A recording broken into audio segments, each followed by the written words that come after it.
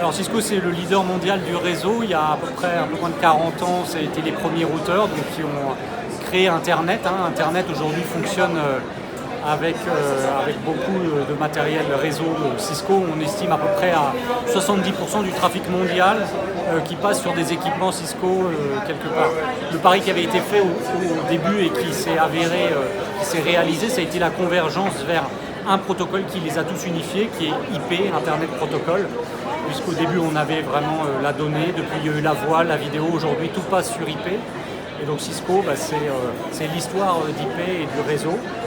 Et aujourd'hui, c'est aussi avec le réseau intelligent et ce qu'on appelle le réseau, le Software Defined Network en anglais, donc le réseau qui devient du logiciel, c'est aussi beaucoup la cybersécurité. La cybersécurité, c'est comprendre ce qui se passe sur le réseau, et pas seulement en périphérie du réseau, de manière périmétrique comme on le faisait autrefois, mais vraiment à l'intérieur, c'est-à-dire que la course-poursuite qu'il y a avec les hackers en permanence par rapport aux évolutions rapides de la technologie ne permettent pas de sécuriser à 100% une infrastructure. Par contre, les moyens, l'intelligence artificielle et d'autres technologies aujourd'hui permettent de comprendre le plus rapidement possible ce qui se passe à l'intérieur d'un réseau, et que ce soit un réseau d'entreprise, un réseau de ville, un réseau global comme Internet. Voilà. Donc la cybersécurité est un axe de développement extrêmement important et clé et très proche finalement du réseau.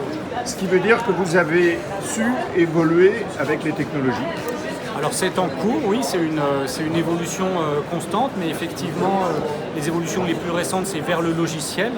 On voit toujours les routeurs ou les switches qui sont des matériels physiques, mais de plus en plus la valeur et l'intelligence sont dans les logiciels. La cybersécurité, c'est essentiellement aujourd'hui des logiciels.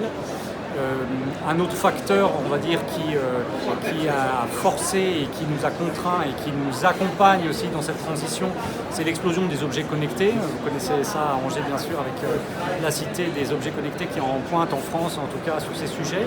C'est qu'on ouvre ce qu'on appelle la surface d'attaque. On va connecter de plus en plus d'objets en IP au fameux réseau dont je parlais précédemment.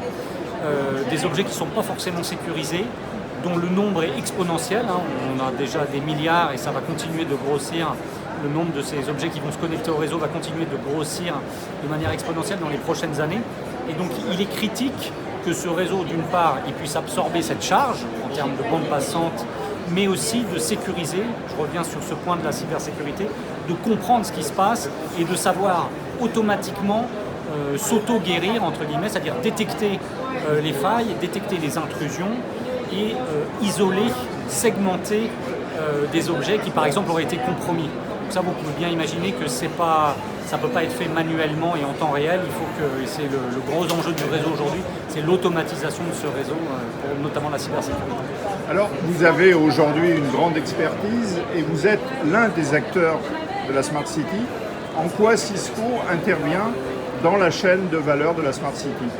Alors comme vous savez, la chaîne de la valeur de la Smart City, elle est très large. Elle va effectivement des besoins des citoyens jusqu'aux besoins de la ville en tant qu'opérateur de services pour les citoyens.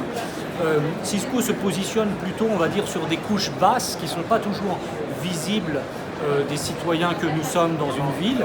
Alors on peut être visible quand on est sur des sujets, des cas d'usage, par exemple de connectivité avec un Wi-Fi public, comme ça peut être le cas dans les monuments historiques ici ou les parcs et jardins de la ville de Paris.